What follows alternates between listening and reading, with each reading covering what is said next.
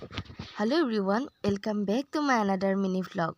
মোৰ পাকঘৰলৈ আপোনালোক সকলোকে স্বাগতম জনাইছো আৰু এটা পাকঘৰৰ ৰেচিপিলৈ আপোনালোকৰ মাজলৈ আহিছো।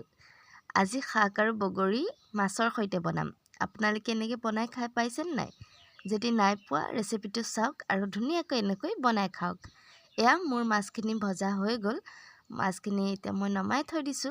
তাৰ পিছত এয়া তেলখিনি থাকিলে সেইবাবে মই মাছৰ পেটু অলপ আছিলে সেয়া তাকে ভাজি লওঁ বুলি ভাবিলোঁ। এয়া পিঁয়াজ আৰু জলকীয়াখিনি দি অলপ টাইম ভাজি মাছকণো দি দিলোঁ পেটুকণ।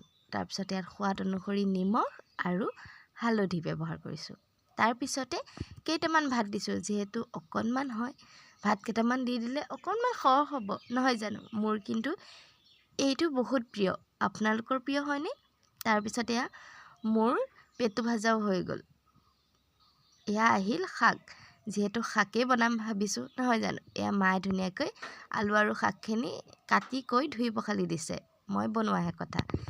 এয়া মোৰ তেল গৰম হৈ গ'ল, তাতে মই নহৰু দুফুটামান দিছোঁ আৰু জলকীয়া দুটামান দিছোঁ।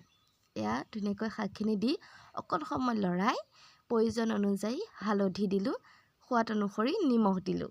এইখিনিও ধুনীয়াকৈ মই লৰাই লৈ এইখিনি অলপ টাইম এই পানীটো যে দেখিছে নাইকিয়া হোৱালৈ ৰখি যাম আৰু এইখিনি ঢাকন দি অলপ টাইম সিজাই থাকিম।